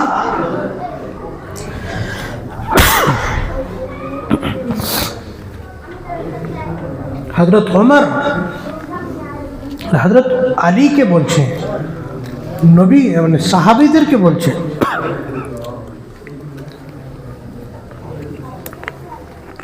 ওনার সাথে দেখা হলে দোয়ার দরখাস্ত করবে।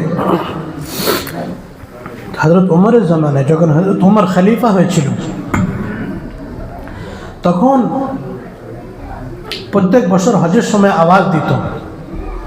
তো এক সময় বলছে कि यमन वाले कौन है खड़े हो जाओ, বলছে यमन वालाরা কারা আছে দাঁড়িয়ে যান।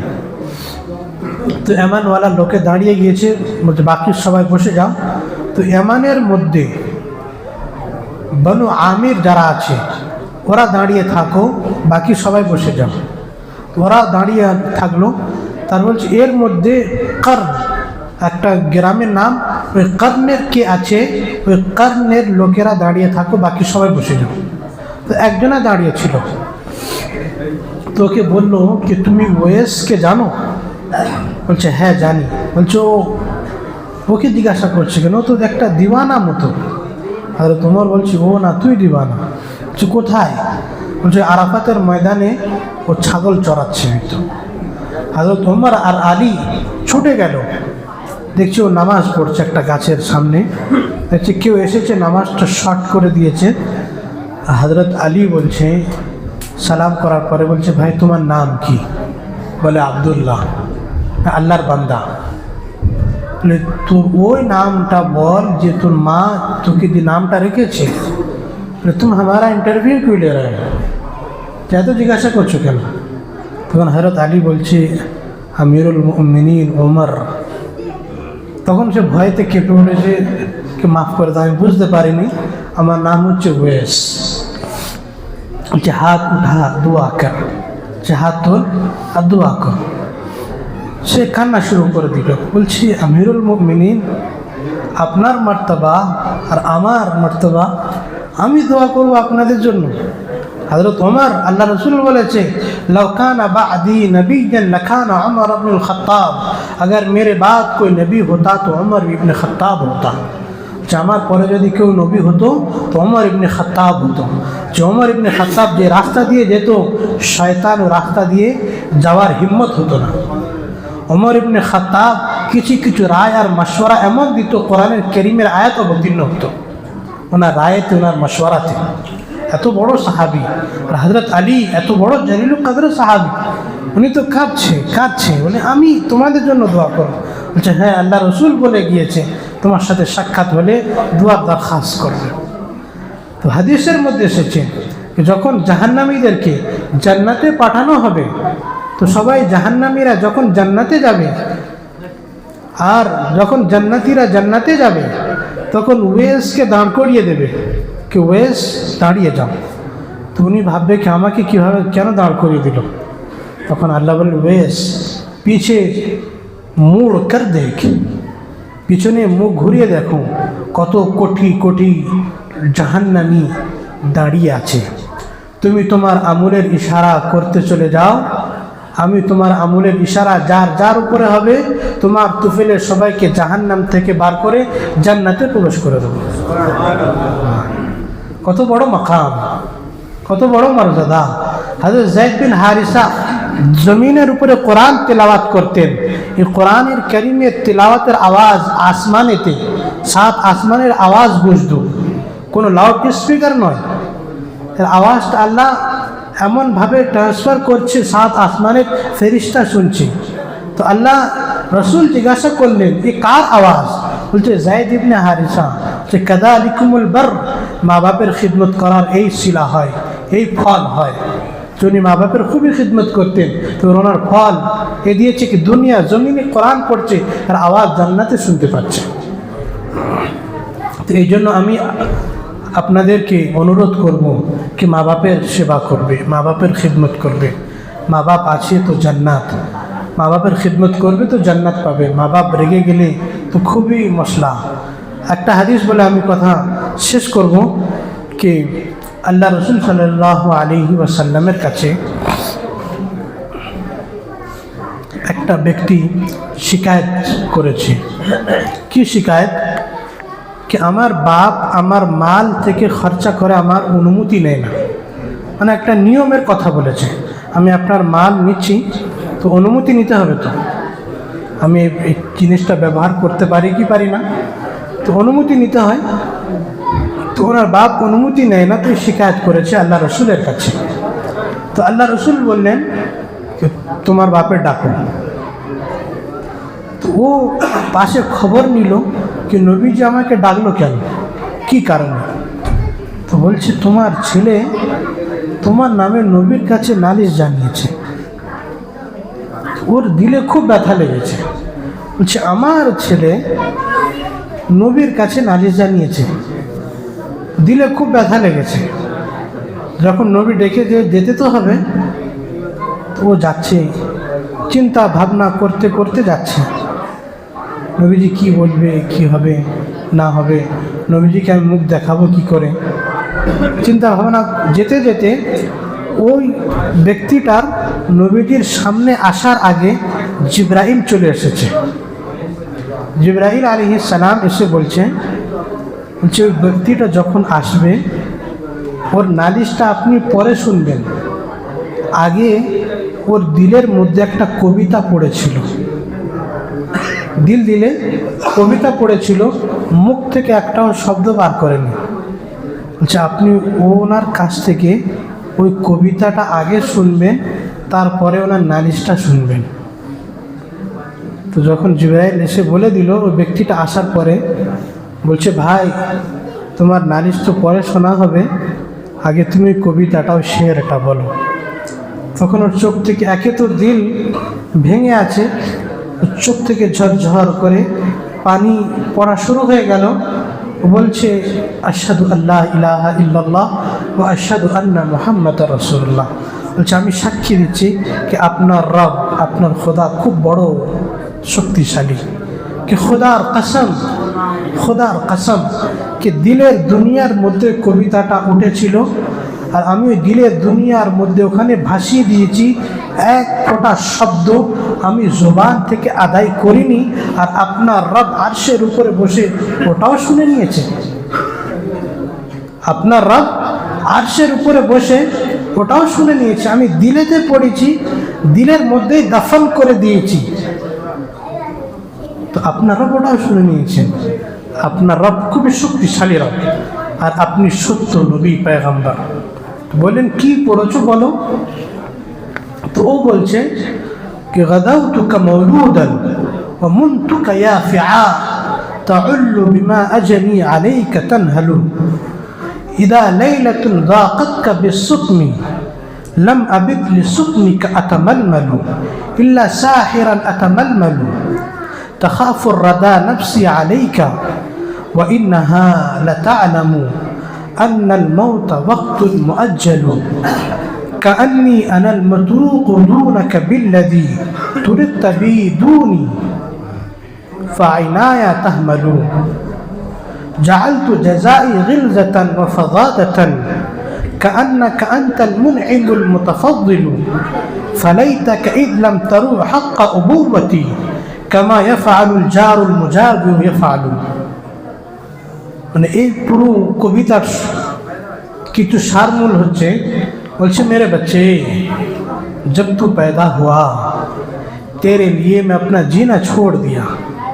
আমার বেটা যখন তুমি জন্ম নিয়েছো কি তোমার জন্য আমি আমার জিন্দেগি ভুলিয়ে দিয়েছি, আমি নিজের মুখের নেওয়ালা বার করে তোকে খাইয়েছি, আমি মেহনত করেছি, নিজের হাড়ের গোশত থেকে হাড় থেকে গুদা বার করে তোর হাড়ের মধ্যে ঢুকিয়েছি, অর্থাৎ আমি তোকে শক্তিশালী বানিয়েছি। আর আমি কামানের মতো ঝুঁকে গিয়েছি, আমি কমজোর হয়ে গেছি। তুই যখন ছোট ছিলিস তোর যখন শরীর খারাপ হতো, জ্বর কষ্ট হতো, তো আমি আর তোর মা তোর মাথার ধারে বসে কাঁদতাম, ছটকাতাম কি আমার ছেলের কি হয়ে গেল। তোকে ধরে কোলে করে নিয়ে এই হসপিটালে যেতাম, ওই হসপিটালে যেতাম, এখানে না হলে ওখানে যেতাম, ছোটাছুটি করেছি, না রাত দেখেছি না দিন দেখেছি। আমি রাতের বেলা শুয়ে থাকতাম, আমরা যখন বিছানায় পেশাব করে দিত তো ওই ভিজে বিছানায় আমরা শুয়ে পড়তাম আর তোকে শুকনো বিছানাতে শুয়ে দিতাম। শীতকালে কাপড় থাকতো না, শীতকালে কাঁথা কম্বল থাকতো না, তো ওকে কাঁথা কম্বল লাগিয়ে দিতাম, আমরা কষ্টতে কুঁজো মেরে যেতাম। আমার ছেলে তোকে নিজের মুখ থেকে বার করে তোকে খাইয়েছি, ছেলে তোর আমুল ধরে চলেছি, কখনো কাঁধে বসিয়ে নিয়ে চলেছি, কখনো মাথার উপরে তুলে নিয়েছি। আমি ভাবলাম কি আমার ছেলে আমার লাঠি হবে, আমার সাহারা হবে, আমার শক্তি হবে, আমার দেখাশোনা করবে বড় হয়ে। কিন্তু একদম মেরে বেটে তूने तो मुझे भुला दिया, যে একদম আমার ছেলে এমন তুই আমার সাথে ব্যবহার করছি যেন আমি তোর বাপ না, আমি তোর খাদিম, তোর গোলাম, তোর চাকর। কিন্তু আমি তো ভাবলাম না না না, আমি এর বাপ না, আমি তোর চাকর, এর খাদিম।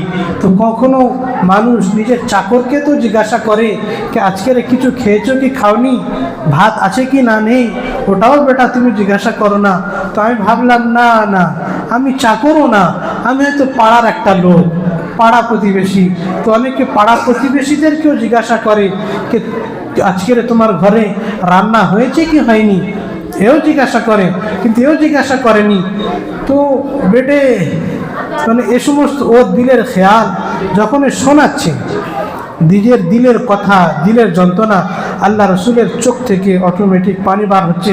তখন ওই ছেলেটার গলার কলার ধরে বলছে যা দফা হো যা, दूर हो जा, अंता व मालुका ली अबीका, तू भी तेरा बाप का है, तेरा माल भी तेरा बाप का है। যে তুইও তোর বাপের, তোর সমস্ত ধন সম্পত্তিও তোর বাপের। তো এই জন্যে আমার ভাইরা, আমেরিকাতে একটা মহিলা ছিল, সে মহিলার চুল পুড়ে গিয়েছে, মুখ পুড়ে গিয়েছে, চোখ নেই, দেখতে খুবই খারাপ লাগতো। তো তার ছেলে তাকে মানে যেখানে বয়স্কদের বৃদ্ধ লোকেদের রেখে আসে সেখানে রেখে এসেছে বউয়ের কথা শুনে। সে বড় ইঞ্জিনিয়ার ছিল, খুব পয়সাওয়ালা ছিল। বলে তোমার কাছে বড় বড় লোক আসে, পয়সাওয়ালা আসে, আর তোমার মা দেখো কেমন দেখতে, না চুল আছে না চোখ আছে, মুখ পোড়ানো। তো রেখে দিয়ে আসো, আমরা ওকে কিছু পয়সা দিয়ে আসবো। ওখানে রেখে দিয়ে এসেছে। তো কিছুদিন পরে ওর মা মারা গিয়েছে, দেখতে যায়নি, খবরও নেয়নি। তো মার যে রুম ছিল, রুমটা পরিষ্কার করতে গিয়ে মার মাথার পাশে একটা ডায়েরি ছিল। সে ডায়েরিতে লেখা আছে, যখন পড়ছে ডায়েরিটা ছেলেটা, এক সময় এমন হয়েছে ওর মা, ছেলেটা অনাথ ছিল, বাপ মারা গিয়েছে, মা কাজ করে ছেলের জন্যে খাবার টাবার নিয়ে আসতো।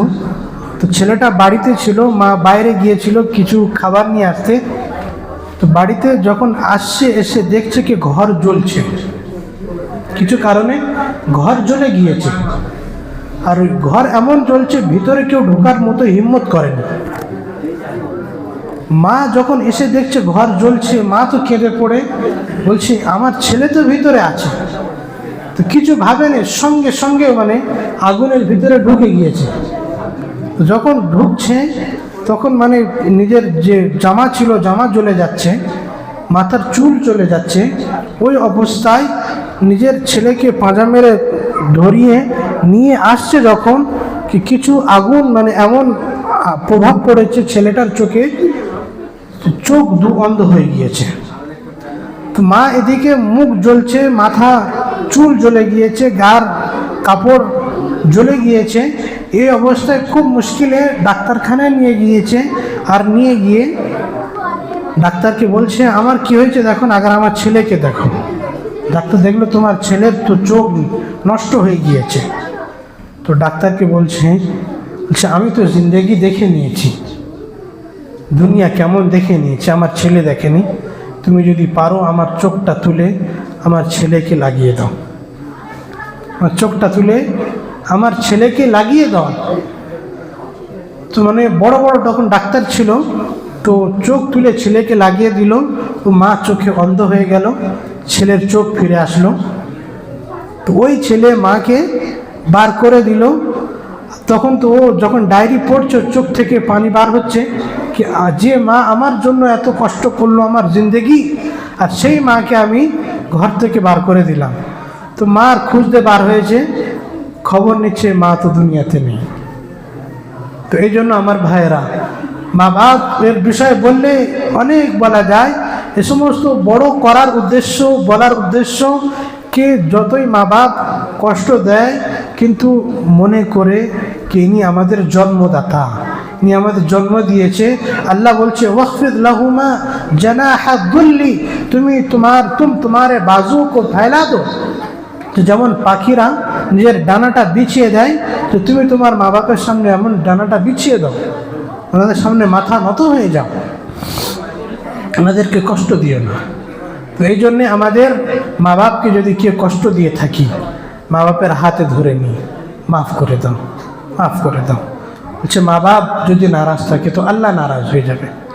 আর আমি বাপ মাদেরকেও বলি যে আপনি আপনাদের সন্তানদেরকেও তেমনইভাবে লালন পালন করুন, যেন মা বাপের আদব করে, মা বাপের স্নেহ করে, মা বাপের ভালোবাসে। আর এই সমস্ত জিনিস কোনো স্কুল কলেজেতে শেখায় না, দিনই মাদ্রাসাতে আর দিন আর কোরআন শেখায়। এই জন্য বাচ্চাদের সব কিছু শেখান, কিন্তু ওদের সবচেয়ে বড় জিনিস ওদেরকে তারবিয়ত দেন, ওদেরকে সঠিকভাবে শিক্ষা দেন, সঠিকভাবে তারবিয়ত দেন, তবে ওরা মানুষ হবে, ওরা আপনাদেরই আদব করবে। হ্যাঁ, আর একটা জিনিস, আপনি যেমন আপনার মা বাপের সাথে ব্যবহার করবেন, আপনার আনেওয়ালা সন্তান তেমনই আপনার সাথে ব্যবহার করবে। ওরা দেখে কি আমার বাপ মারা আমার দাদা দাদিদের সাথে কেমন ব্যবহার করছে, ওরা দেখে আপনার সাথে শিখবে, তখন ওরা আপনার সাথেও তেমনই ব্যবহার করবে। আপনি যদি মা বাপের সাথে ভালো ব্যবহার করবেন না, আর আপনি স্বপ্ন দেখবেন কি আমার ছেলে আমার সাথে ভালো ব্যবহার করবে, এটা স্বপ্ন হবে, এটা স্বপ্ন হবে। তো এই জন্য আমাদের এই সমস্ত তো 6টা জিনিস বলা হলো। যারা শিরক করে এদেরকে আল্লাহ মাফ করে না, আর যারা দিলের মধ্যে হিংসা জন্ম নেয় এদেরকে আল্লাহ মাফ করে না, যারা আত্মীয়তা বিচ্ছিন্ন করে, যারা টাকনুর নিচে পায়জামা লুঙ্গি ঝুলিয়ে চলে, যারা মা বাপের সাথে ঝগড়া ঝাঁটি বিচ্ছিন্ন আর মা বাপকে কষ্ট দেয়, আর 6 নম্বর হচ্ছে যারা শরাব পান করে, আর 7 নম্বর হচ্ছে যারা ব্যভিচারীর মধ্যে লিপ্ত থাকে। তো এই কয়টা ব্যক্তিকে আল্লাহ এই রাতে মাফ করে না, বাকি আল্লাহ সবার মাফ করে দেয়। তো এই জন্য আমরা এই রাতটা আল্লাহ মাফির রাত, আমাদের মধ্যে যদি এই সমস্ত কোনো খারাপই থাকে আমরা আল্লাহর কাছে মাফ চেয়ে নেব, আল্লাহর কাছে ক্ষমা চেয়ে নেব। আমাদের বাপ মার সাথে কথা নেই, তো বাপ মার কাছে গিয়ে মাফ চেয়ে নেব কি আব্বা মাফ করে দাও, মা মাফ করে দাও। ভাই বোনের সাথে কথাবার্তা নেই, মাফ চেয়ে নেব, মাফ করে দাও। আমার ভাইয়েরা, এ দুনিয়া অল্প সময়ের জন্য এসেছি, কেউ এখানে থাকতে আসেনি, কার চোখ কখন বন্ধ হবে বোঝা যায় না। এই জন্য দিলের মধ্যে এ রাগ দিলের মধ্যে হিংসা নিয়ে কতদিন থাকবো, কতদিন থাকবো? হ্যাঁ, তো এ রাত এমন রাত আল্লাহ মাফ করার জন্যে চলে আসে। তো আমরা আল্লাহর কাছে মাফ চাইবো, আল্লাহর কাছে দোয়া করবো ইনশাআল্লাহ। আর একটা কথা কি কালকের রোজা রাখার বিষয়ে কি হাদিসের মধ্যে এসেছে, কেউ যদি আজকের রাতে যদি ইবাদত করে তো আল্লাহ ওর পিছনের সমস্ত গুনাহ মাফ করে দেয়। আর কেউ যদি কালকের আজকের রাতে ইবাদত করে আর কালকের দিনে যদি রোজা রাখে আল্লাহ তার সমস্ত পিছনের গুনাহ মাফ করে দেয়। তো কত বড় গুরুত্বপূর্ণ আমল কি আমরা সবাই এই আমলটা করার চেষ্টা করব। আর একটা জিনিস অনেকের মধ্যে কি এই রাতেতে কবর জিয়ারত করার রেওয়াজ প্রচলিত হয়ে গিয়েছে কি অনেকে কবর জিয়ারত করতে যায়। তো এখানে জেনে রাখা দরকার কি আল্লাহ রসুল সাল্লাল্লাহু আলাইহি ওয়াসাল্লাম জীবনেতে একবার গিয়েছিলেন, তাও কেমন? হাদিসের মধ্যে এসেছে আম্মাজান আয়েশার কাছে আল্লাহ রসুল শুয়েছিলেন, কম্বলের মধ্যে ছিলেন। তো আস্তে আস্তে আল্লাহ রসুল উঠে চিটকিটা খুলে আস্তে আস্তে বার হয়ে গেলেন। আম্মাজান আয়েশা ভাবলো হয়তো অন্য স্ত্রীর কাছে তো যায়নি, এই রাতেতে আস্তে আস্তে উঠে যাওয়ার কি মতলব? ওনার দিলে তো একটা খটকা জেগেছে। আর নিয়ম হচ্ছে যার দুটো স্ত্রী থাকবে বা তিনটে স্ত্রী থাকবে, চারটে স্ত্রী থাকবে, সবার সাথে সমান ব্যবহার করতে হবে। একজনের কাছে যদি 2 দিন রাত কাটাও তো অপরের কাছে 2 দিন রাত কাটাতে হবে। এটা হচ্ছে বাড়াবাড়ি। তুমি বিয়ে তো করছো 2-3টে, কিন্তু একজনাকে ভালোবাসো আর একজনাকে ফেলে রেখে দিয়েছো। তো হাদিসের মধ্যে এসে কিয়ামতের দিনে ও এমন অবস্থায় আসবে কি এটা পুরো দামনাটা পুরো ঝুলে থাকবে। তো তখন সবাই বুঝবে কি বিয়ে করেছে কিন্তু বাড়াবাড়ি করে না। তো সমানভাবে ন্যায্য বিচার করতে হবে, বাড়াবাড়ি করতে হবে। তো ওর অন্য স্ত্রীর কাছে গেলে ওই স্ত্রীর কাছে পারমিশন নিতে হবে।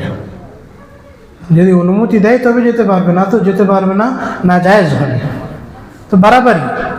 তো আল্লাহ রসুল প্রত্যেক দিন একটা বিবির কাছে রাত কাটাতেন।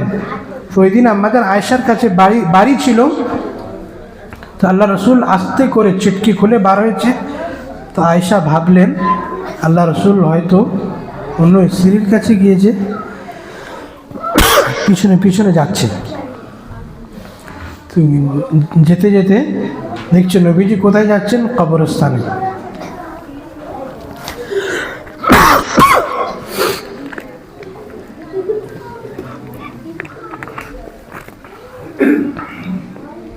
কবরস্থানে যাচ্ছে, ওখানে অনেক লম্বা দোয়া করলেন। দোয়া করেছে কি আল্লাহুম্মা ইন্নী আউযু বিরিদাকা মিন সাখাতিক ওয়া বিমুআফাতিকা মিন উকুবাতিক ওয়া আউযু বিকা মিনকা লা উহসি সানাআন আলাইক ফাআনতা কামা আথনাইতা আলা নাফসিক। দোয়া করেছে। তারপর আল্লাহ রসুল যখন দোয়া শেষ করে ফিরে আসছে তখন আম্মিজান আয়েশা ছুটে তাড়াতাড়ি করে এসে ফের কম্বল মুড়ি দিয়ে শুয়ে পড়েছে। নবী না যেন বুঝতে পারে, ওনার যে ভুল ধারণা ছিল দেখে নিয়েছে, শুয়ে পড়েছে। নবীজি এসে আস্তে আস্তে ফের কম্বলটা তুলে ভিতরে ঢুকে গিয়েছে। আয়েশার এবার শ্বাস ফুলতেছে, হাঁপাচ্ছে। মেয়ে ছেলে যদি একটু ছুটে আসে নিঃশ্বাসটা একটু তাড়াতাড়ি পড়ছে। তখন আল্লাহ রসুল বুঝতে পেরেছে কি আয়েশা কি হয়েছে। তখন আল্লাহ রসুল বলছে দেখো আমি আল্লাহ রসুল, আমি কোনো দিন খেয়ানত করতে পারি না। তখন বলছে এই রাতে জিবরাইল আমার কাছে এসেছিল আর আমাকে এমন বলে গিয়েছে কি আল্লাহ হাজার লোকের গুনাহ মাফ করে দেয়। তো এখানে যেটা বলার উদ্দেশ্য কি এই রাতে যদি কবর জিয়ারত করার যদি হতো, আল্লাহ রসুল আয়েশাকেও জাগাতেন বা তার পরের দিনে সাহাবাদেরকেও বলতেন, বা আল্লাহ রসুল আস্তে আস্তে উঠবে কেন এই ভেবে কি এনার ঘুম না যেন নষ্ট হয়, আস্তে আস্তে এসে প্রবেশ করবে কেন ঘুম না যেন নষ্ট হয়। তো আমরা করছি কি, দল বেঁধে যাচ্ছি, লাইট দিচ্ছি, বিভিন্ন ধরনের লাইটিং করছি। তো যে আল্লাহ রসুল মানে আস্তে আস্তে গিয়ে করেছে, আর কোনো সাহাবাদেরকে তার পরের দিন বলেও নি কি তোমরা এরকম করো। আল্লাহ রসুলের জিন্দগিতে অনেকবার এসেছে, কোনো সাহাবেরা এরকমও করেনি। তো নবীজির জীবনে একবার করেছে, আপনি জীবনে একবার করুন, প্রত্যেক বছর করার দরকার নেই। বা নবীজি একা গিয়েছিলেন, সবাইকে নিয়ে যাননি, আপনি একা যান। কবর জিয়ারত করার উদ্দেশ্য মানে হচ্ছে কি, আমার ভিতরে মরণের খৌফ, মরণের ভয় আসা, যার কারণে আমি আরও বেশি বেশি আমল করব। আপনি যদি দল বেঁধে যান তো ভয়টা আপনার আসবে না, মুর্দারের আসবে, আরে কারা চলে আসলো সব। তো নিজের ভয় পয়দা করতে গেলে একা যেতে হবে। আর আপনার বাপ মরে গিয়েছে, আপনার আত্মীয় মরে গিয়েছে, তো ব্যথা আপনার হবে, অপরের হবে না। আপনি সবাইকে ডেকে নিয়ে যাচ্ছেন, হুজুরও ডেকে নিয়েছে, হুজুর খবর জিয়ারাত করতে যাবো, তো দোয়া এখানেও করলে হবে, ওখানে করলে হবে। কবর জিয়ারাত তো নিজের জন্য, আমি আমার বাপের জিয়ারাত করতে যাবো, এটা আমার হক। অপর গেলে তো সেটা ফায়দা হবে কি? এখন কবর জিয়ারাতের বিষয়ে নিজের পার্সোনাল যান, আলাদা যান, এখানে ফায়দা হবে। আর ওর দোয়া কি, আসসালামু আলাইকা ইয়া আহলাল কুবুর আনতুম সালাফুনা ওয়া নাহনু বিল আসার। মানে এই কবরবাসীরা, তোমাদের উপর সালামতি হোক কি তোমরা আমাদের থেকে আগে চলে গিয়েছো, আমরাও তোমাদের সাথে একদিন ফের সাক্ষাৎ করব, মিশব। তো একটা দিলের ভিতর ভয় আসবে। তো এই জন্য এই দিনেতে, এই রাতেতে কবর জিয়ারত করা জরুরি মনে করা এটা ঠিক হবে না। আর যা কিছু বলা হয়েছে যে দোয়া আমরা চাইব, মানে যেমন চাওয়ার দরকার তেমন চাইতে হবে। নিজের পেরেশানি আছে, মুসিবত আছে, নিজের বিয়ে হয়নি, সন্তান হয়নি, বালা মুসিবত যাচ্ছে কারোবারেতে, বিভিন্ন ধরনের যা কিছু আছে চাইবো, আল্লাহ সব দেবে, কিন্তু চাওয়ার মতো চাইতে হবে, চাওয়ার মতো চাইতে হবে। হাজ্জাজ বিন ইউসুফ একসময় তাওয়াফ করছিল কাবা শরীফের, একটা অন্ধ ব্যক্তি, দু চোখে অন্ধ, সে আল্লাহর কাছে দোয়া করছে, আল্লাহ তুমি আমার চোখটা ঠিক করে দাও। হাজ্জাজ বিন ইউসুফ ভাবলো কি এ অনেকক্ষণ ধরে দোয়া করছে। হাজ্জাজ বিন ইউসুফ খুব বড় জালিম ছিল, যা বলতো তাই করতো, প্রত্যেক দিন কাউকে বিনা কতল করে নাস্তা করতো না, এত বড় ডেঞ্জার ছিল। অনেক বড় বড় সাহাবাদেরকেও কতল করেছে, শহীদ করেছে। তো তওয়াফ করার সময় দেখছি তো অনেকক্ষণ ধরে দোয়া চাইছে, কিন্তু দোয়া তো কবুল হচ্ছে না। তো বলছে দেখ, আমার তওয়াফ শেষ হওয়ার আগে যদি তোর চোখ ঠিক না হলো তাহলে আমি তোর জানে মেরে দেবো, তোর জানে মেরে দেবো, এখানটাই মেরে দেবো।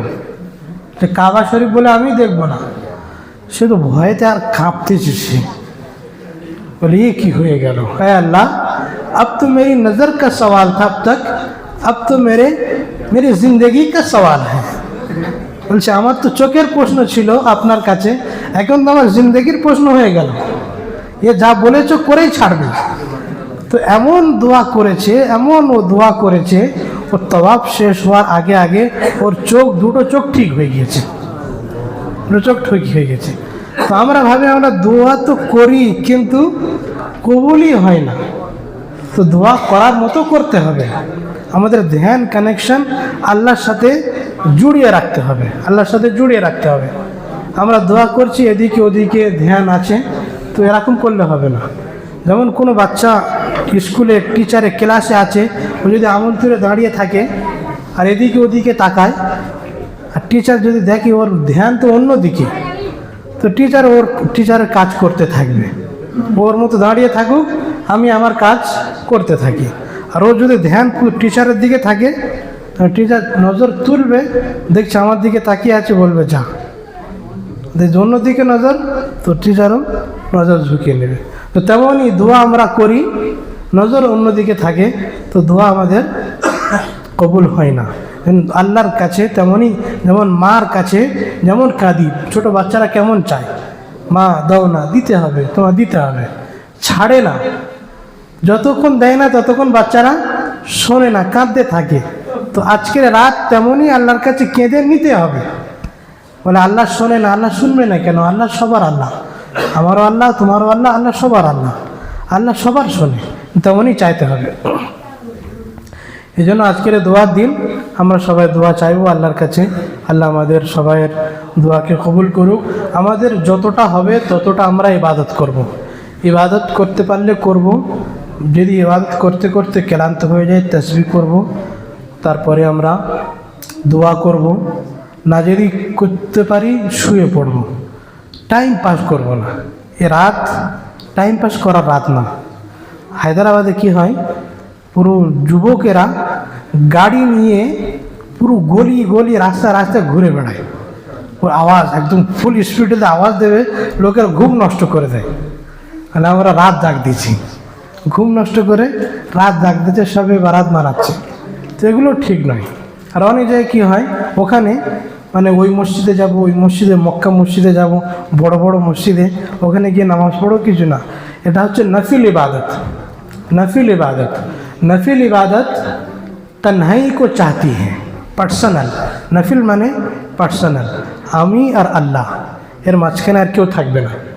আমি আর আল্লাহ, এর মাঝখানে কেউ থাকবে না। যেমন দাওয়াত, কারোর পার্সোনাল দাওয়াত থাকে, আর দাওয়াত থাকে আমভাবে দাওয়াত থাকে। তোমার পার্সোনাল দাওয়াতে তুমি যদি তোমার বন্ধু বান্ধবদের নিয়ে চলে আসো, তো যে দাওয়াত দিয়েছে সে তোমার ভালো বলবে? হ্যাঁ রে, তোর তো একা দাওয়াত দিলাম, তো সবার ডেকে নিয়ে এলি, কার দেবো? তোর দেবো না এদের দেবো? তো এটা হচ্ছে পার্সোনাল আল্লাহর দাওয়াত। আর ফরজ নামাজ এটা হচ্ছে আম দাওয়াত, এখানে সবাইকে আসতে হবে, জামাতের সাথে সবার নামাজ পড়তে হবে। এটা হচ্ছে আল্লাহর আম দাওয়াত, আম দাস্তরখান। আর এখনকার নফিল ইবাদত পার্সোনাল, আমি থাকবো, আল্লাহ থাকবে। তো মসজিদে নামাজ পড়তে হবে কোনো জরুরি নয়, আপনি ঘরের কোণে এক কোণে গিয়ে নামাজ পড়ুন, দোয়া করুন, আল্লাহর সাথে কানেকশন জুড়ে রাখুন। আর এখানে কোনো ইবাদতের কোনো বিশিষ্ট নিয়মকানুন নেই।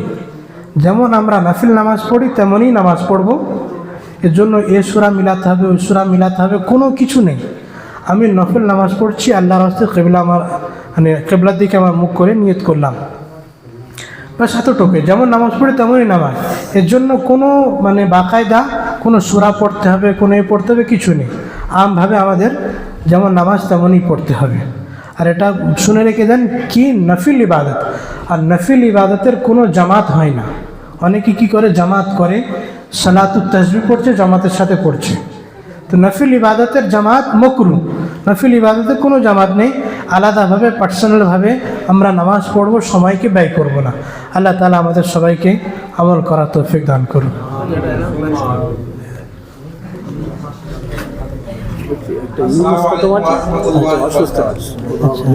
ভাই একটা দুঃখের কথা এটাই যে